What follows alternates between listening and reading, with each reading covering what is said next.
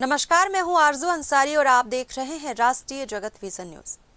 बेटे चैतन्य के ED custodial और अपने जन्मदिन के कशमकश में फंसे पूर्व मुख्यमंत्री भूपेश बघेल के जन्मदिन के अवसर पर नेताजी सुभाष स्टेडियम में तीजा पोरा तिहार का कार्यक्रम आयोजित किया गया, जिसमें पूर्व मुख्यमंत्री भूपेश बघेल अपने पूरे परिवार के साथ पहुंचे, जहां कार्यकर्ताओं ने उनका भव्य स्वागत किया। इस अवसर पर उन्होंने कहा कि हर साल तीजा के तिहार में हम सभी बहनों को आमंत्रित करते हैं। आज भी हमने सभी बहनों को आमंत्रित किया है।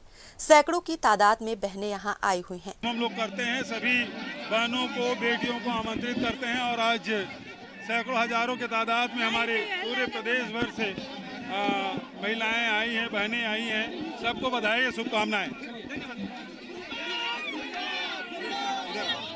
इस अवसर पर उन्होंने सभी को तीजा पोरा तिहार की बधाई दी। वहीं पूर्व मुख्यमंत्री भूपेश बघेल के जन्मदिन के अवसर पर सभी कार्यकर्ताओं ने उन्हें बधाई दी। साथ ही उन्होंने अपनी धर्मपत्नी के साथ मिलकर मिट्टी के बैलों और शिवजी की पूजा की। इसके बाद वो झूला भी झूलते नजर आए। साथ ही सभी तिजारिन बहनों ने उन्हें जन्मदिन की बधाई दी।